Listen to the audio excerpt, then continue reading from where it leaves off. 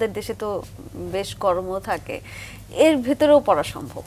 আমাদের দেশে আসলে এই গরমে ঠান্ডায় সব সময় পাটের পোশাক পরা সম্ভব আসলে। সেক্ষেত্রে কি পাটের ফেব্রিক্সটা একটু অন্যরকম হতে হবে গরমের জন্য পড়তে গেলে নিশ্চয়ই? হ্যাঁ অবশ্যই, এটা থিকনেস কম হইতে হবে, পাতলা এত হইতে হবে। থিকনেস কি করা যায় পাটের? হ্যাঁ অবশ্যই অবশ্যই, আগে শাড়ি পরতো, লুঙ্গি পরতো।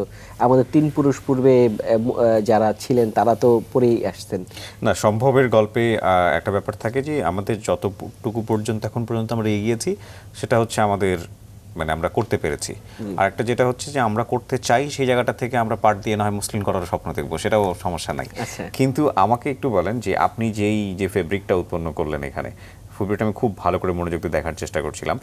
এই ফেব্রিকটা আপনি রিসার্চ করে বের করলেন, আপনার সঙ্গে আর কেউ কি ছিল এই ফেব্রিকটা বের করার ক্ষেত্রে? আচ্ছা, এই ফেব্রিকটা আসলে বাংলাদেশে অলরেডি হচ্ছে। হ্যাঁ হচ্ছে। আমি আসলে যেটা করেছি, আমি বাংলাদেশের এই ফেব্রিক দিয়েই আমি অলরেডি এই ফেব্রিক হচ্ছে, এটাকে সফট করে বিভিন্ন ওয়াশের মাধ্যমে এটা ভায়াবল বা পরিধান। তারপর আপনি ফেব্রিকটাকে আরো সফট করেছেন বিভিন্ন ওয়াশ করে, রাইট? এবং এই ওয়াশ করে সফট করে আপনি এই ধরনের কোট ডিজাইন করলেন। জি জি জি জি। এইটার মার্কেট ভ্যালু, আপনি এটাকে দেশের বাইরে পাঠিয়েছেন কিন্তু এটা চলেনি আপনি যেটা বলছিলেন, এটা কি সেটা নাকি? তাহলে এটা হচ্ছে আরো মানে ব্যাগ যেটা ছিল আরো রাফ ছিল। কারণ এটা তো আসলে পরে এটা তো শরীরে কোনো ধরনের, আপনি যেটা বলছিলেন চুলকানি এই জাতীয় কোনো কিছু হওয়ার কথা না, কারণ ভিতরে যে কাপড়টা আপনি ব্যবহার করেছেন সেটা, রাইট? কি কাপড়? লাইনিং ইউজ করেছি, এক্সট্রা লাইনিং ইউজ করেছেন। এগুলোর প্রাইস কি রকম? এগুলোর প্রাইস আসলে পোশাকগুলো প্রাইস বলতে গেলে আপনার এখন তো একটা পিস করতে গেলে আমাদের যেরকম সময় বা যেরকম কস্টিং, এটা না বেসিক্যালি যদি এটা আমরা যদি সারা বাংলাদেশের জুট মিলগুলো আবার চলে বা ওই রকম পন্থায় যদি আসে, মানে ওই সবাই যদি এই উদ্যোগটা নেয়, তাহলে হয়তো বা এটার প্রাইস হাইয়েস্ট 6 থেকে 700 টাকা হবে। মানে এটা আপনি ভবিষ্যতের কথা বলছেন, এখন যদি বলি এখন এটা 3500 টাকার মতো পড়বে পার পিস। এটা কি বাইরের দেশের জন্য নাকি আমাদের দেশের জন্য প্রযোজ্য? আচ্ছা, আমাকে আরো কিছু বিষয় বলতে হবে। জি, আরো কিছু বিষয় আমরা বিরতির পরে ফিরে এসে শুনি। আচ্ছা ঠিক আছে। দর্শক, নিচ্ছি বিরতি, আশা করছি আমাদের সাথেই থাকবেন।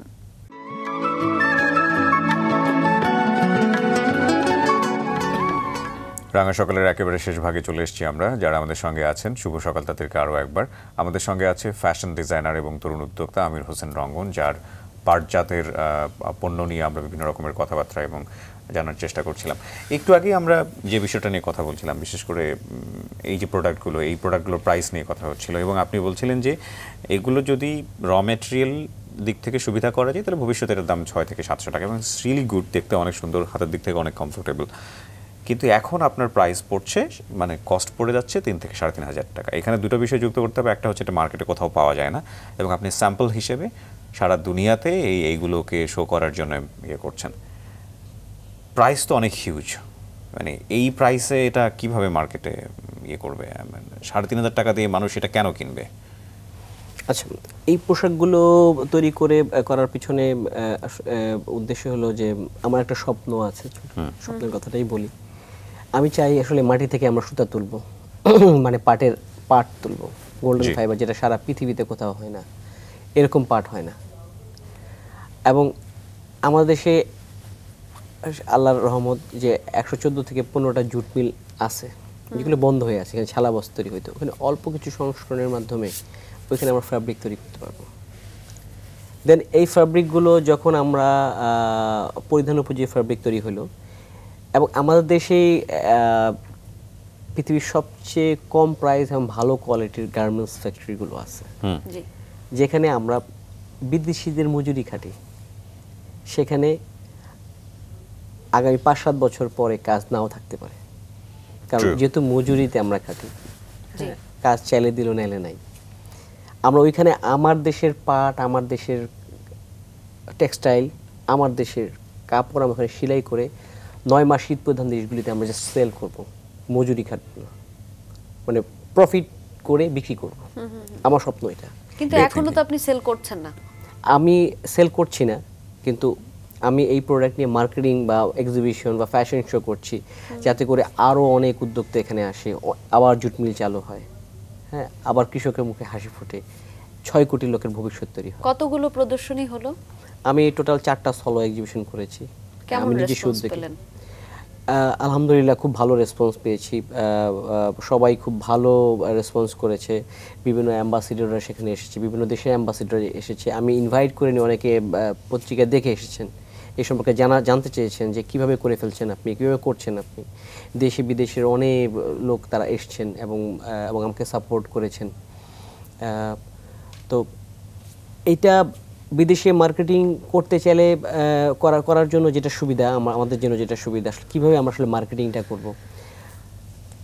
সাধারণত $3.5 হলো তুলার দাম, 1 কেজি তুলার দাম, মানে 280 টাকা বা 275 টাকা, ডলারের উপর ডিপেন্ড, উঠানামা করে 1 কেজি তুলার দাম। আর 1 মণ পাটের দাম হলো 1200 থেকে 1300 টাকা বা 1500 টাকা। তো 38 কেজি 1 মণ, ওইভাবে হিসাব করলে 1 কেজি পাটের দাম পড়ে 50 টাকা। তো একটা জিন্সের প্যান্ট তৈরি করতে গেলে 300 গ্রাম তুলা লাগে, যেটা দাম পড়ে কটনের 300 গ্রাম তুলা লাগে, এবং তুলা হিসাব অনুযায়ী 300 গ্রাম তুলার দাম পড়ে হলো 100 টাকা। কিন্তু এই ক্ষেত্রে 300 গ্রাম পাটের দাম পড়ে হলো অনলি 12 থেকে 13 টাকা। আর পাট থেকে কি তুলা তৈরি করা সম্ভব? হ্যাঁ, জাপানে বাঁশ থেকে ফ্যাব্রিক তৈরি করে সারা পৃথিবীতে বিক্রি করতেছে, পাতা থেকে তৈরি হইতেছে কাপড়। তাহলে আমাদের কনস্ট্রেইনগুলো কোথায়? আমরা কেন করছি না? আমরা বলছি গোল্ডেন ফাইবার, আমরা পড়েছি ছোটবেলার রচনাতে স্বর্ণ আসনি লিখো, 5 পাতা 7 পাতা সোনালি আঁশ, 5 পাতা 7 পাতা লিখে দিয়ে আসতাম। এখনো লিখে সবাই যে এটা অনেক সম্ভাবনা, কিন্তু রিয়েলিটি হচ্ছে ফ্যাক্টরি বন্ধ হয়ে যাচ্ছে, মানুষ কর্মসংস্থান হারাচ্ছে, বেকার হচ্ছে, এবং কেউ এসে, কোনো সরকার এসে এটা বন্ধ করে দিচ্ছে, কোনো সরকার এসে এটাকে চালু করছে, কেউ জিনোম সিকোয়েন্স ওটাকে কি বলে সেটা আবিষ্কার করছে, পাটের জিন। জি জি, রেজাল্ট কেন পাচ্ছি না আমরা?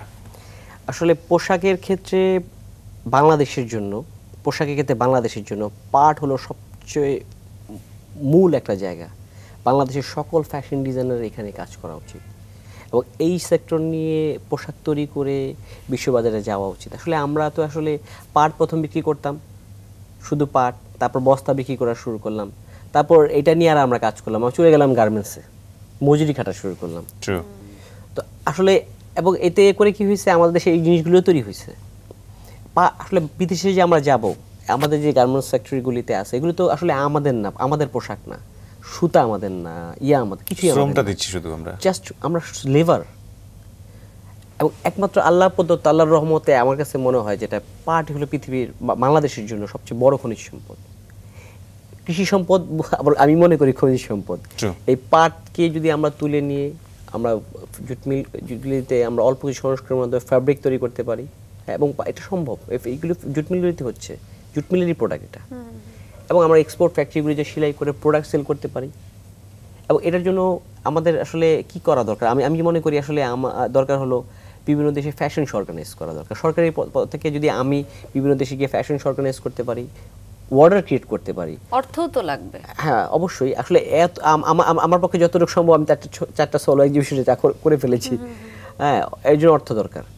ওইখানে এক্সিবিশন বা অর্ডার ক্রিয়েট করতে পারলে, আমি আসলে অর্ডারটা গার্মেন্টস সেক্টর অর্ডার পেলো, গার্মেন্টস চাইবে যে জুট, আমার ফ্যাব্রিক দরকার, গার্মেন্টস ফ্যাব্রিকের জন্য যাইতে হবে জুট মিলের কাছে, তখন 114 থেকে 15টা জুট মিল আবার চালু হলো, এবং জুট মিল যখন চালু হবে তখন ওদের পাট দরকার, তখন কৃষকদের কাছে পাট কিনতে গেল, কৃষক মজুরি পেল, জুট মিল চালু হলো, হাজার হাজার লক্ষ লক্ষ লোক তার কর্মসংস্থান পেল, গার্মেন্টস সেক্টর অনিশ্চয়তায় ভুগলো না, বিদেশিদের নিয়ন্ত্রিত হলো না, মজুরিতে খাটলো না, আমাদের প্রোডাক্ট আমরা সেল করলাম, সারা পৃথিবীতে বিক্রি করলাম। হ্যাঁ, তো আমি যেটা বলতে চাচ্ছিলাম যে প্রাইসিংয়ের বিষয়টা, 6 গুণ কম তুলা থেকে সারা পৃথিবীকে আমরা চ্যালেঞ্জ করতে পারবো ফ্যাব্রিকে। আমি এটাই আসলে আমাদের প্রাইম মিনিস্টারকে দেখাতে চাই, আমাদের বঙ্গবন্ধু কন্যা শেখ মুজিবুর, প্রাইম মিনিস্টার আমাদের শেখ মুজিবুর কন্যা হাসিনাকে আমি দেখাতে চাই যে আমার এই ফ্যাব্রিক যদি হয় তাহলে হয়তো বা আমাদের বাংলাদেশের আর দারিদ্র্য থাকবে না। এই পোশাকটাকে নিয়ে, এই পোশাকের জায়গাটা যেহেতু সব জায়গায় ঠিক আছে, ফ্যাব্রিকের জায়গাও আছে, পাট গোল্ডেন ফাইবারও উঠতেছে, গার্মেন্টস সেক্টরও আছে, তো কেন আসলে আমরা দরিদ্র থাকবো? সেই চেষ্টা কি আপনি করেছেন? আমি সেই চেষ্টাই করে যাচ্ছি। আচ্ছা, আমি আসলে বিশ্ববাজার ক্রিয়েট করার জন্য চেষ্টা করে যাচ্ছি, এবং এটা বিশ্ববাজারে নিয়ে যাওয়ার জন্য চেষ্টা করে যাচ্ছি, এবং এইটা নিয়ে এই জন্য এক্সিবিশন করে যাচ্ছি। আমি আরও এক্সিবিশন করবো, আসলে আমি যতদিন বেঁচে থাকবো আমি আসলে এটাকে নিয়েই এটাকে প্রমোট করারই চেষ্টা করবো সারা পৃথিবীতে আসলে। ট্রু। আমাদের কম্পিটিশনের জায়গা হচ্ছে, আমরা যদি বলি যে এই যে ওভারকোটটা তৈরি করা হয়েছে, এরকম ওভারকোট সুতা দিয়ে হচ্ছে, আমাদের কম্পিটিশনের জায়গাটা হচ্ছে ইন জেনারেলি ওই সুতার কোটটা প্রথম। দ্বিতীয়টা হচ্ছে হলো প্রাইস। আচ্ছা, তৃতীয়টা হচ্ছে যেটা যে আমরা কতটুকু এটাকে ব্র্যান্ডিং লেভেলে কতটুকু প্রমোট করতে পারছি। কতটা smooth তিনটা করতে জায়গাতেই তো পারবো। বাংলাদেশ অনেক বেশি পিছিয়ে আছে, তিনটা জায়গাতেই পিছিয়ে আছে। টেকনোলজির দিক থেকেও পিছিয়ে আছে, ব্র্যান্ডিংয়ের দিক থেকেও পিছিয়ে আছে, আর প্রাইসের দিক থেকে তো ওই দুটোর পরের প্রশ্ন। তাহলে এই জায়গাগুলোকে ডেভেলপ করার জন্য সরকারের কি ইনিশিয়েটিভ নেওয়া উচিত? এই জায়গাগুলি ডেভেলপ করার জন্য বেসিক্যালি আপাতত যেটা আমাদের দরকার, যে আমাদের আসলে আমি যেটা মনে করি আসলে জুট মিলগুলো, এতগুলো জুট মিল সরকার আসলে চালু করা সম্ভব না। গার্মেন্টস সেক্টরে বললেই হবে না যে ভাই আপনারা এই জিনিসগুলি বিক্রি করেন। আবার কৃষকরা বলে হয় না ভাই তোমরা পাটের চাষ শুরু করে দাও, কারণ ওরা ধান চাষ করতেছে, পাটের বাজার খারাপ, 700 টাকায় উৎপাদন খরচ হলে 800 টাকা বিক্রি করতে, 100 টাকা লাভ বিক্রি করতে, কোনো সময় লসে বিক্রি করতে হয় 1 মণ পাট। তো এই জন্য আসলে দরকার বেসিক্যালি আমি যেটা মনে করি, বিদেশে বিভিন্ন রকম ফ্যাশন শো অর্গানাইজ করা দরকার, এক্সিবিশন করা দরকার, অর্ডার ক্রিয়েট করা দরকার। ট্রু। দেন অর্ডার ক্রিয়েট হলো, দেন কনস্ট্যান্টলি Automatically সব জিনিস change একটার পর হয়ে যাচ্ছে, চালু হয়ে যাচ্ছে। সবই হবে যখন অর্ডার থাকবে, টাকা থাকবে, এলসি থাকবে, বিদেশি এলসি থাকবে, তখন মানুষ এমনি দৌড়াবে, কেউ কারো কিছু বলতে হবে না, কারো কম্পিটিশনে যেতে হবে না, কোনো রাজনৈতিক ঝামেলা বা চাহিদা থাকলে অটোমেটিক্যালি জিনিস তৈরি হবে। চলে আর যাবে। চাহিদা তৈরি হয়েও যাবে যখন দেখবে যে এই জিনিসগুলো পড়ছে, 6 বিশ্ব গুণ বাজারে কম, পড়ছে, তখন 6 গুণ মানুষ কম, করবে। 6 গুণ কম পোশাকের দাম। পৃথিবীতে 9 মাস শীত প্রধান দেশ অনেক আছে। আমরা শুধু আমরা যে ইউরোপ কিংবা রাশিয়ারই ধরি না, ইনফ্যাক্ট আমরা উন্নত দেশের কথা বাদই দিলাম, আমরা অনুন্নত দেশের কথা ধরতে পারি। পৃথিবীর অনেক অনুন্নত দেশ আছে যদি যারা প্রাইসটা কমে যায় তারাও নিবে, প্রাইস কমে যায়, হ্যাঁ। Right. এবং এটা হলো পার্ট কিন্তু আসলে ন্যাচারালি একটু গরম, আর সিনথেটিক ফেব্রিকের তুলনায় আমাদের এই ন্যাচারাল এই ফাইবার কি। জি, আমরা পাট এই জন্যই নিয়ে আমরা আসলে- রাঙা সকালে হ্যাঁ। সবসময় একটা কথা বলি যে সফল মানুষ তারাই যারা কমিউনিটিকে স্বপ্ন দেখান, যারা নিজেরা সফল হন, পুরো দেশটাকে এগিয়ে নিয়ে যাওয়ার স্বপ্ন দেখেন। আমরা আজকে সেরকম একজন মানুষের সাথেই আমাদের দর্শকদের পরিচয় করিয়ে দিয়েছি। আপনাকে অনেক ধন্যবাদ আমাদেরকে সময় দেওয়ার জন্য। দর্শক, আমরা রাঙা সকাল আজকে এখানেই শেষ করছি। আগামীকাল ঠিক সকাল 7টায় আবারও ফিরে আসবো। সবাই অনেক অনেক ভালো থাকুন। আজকের মতো শুভ সকাল। শুভ সকাল।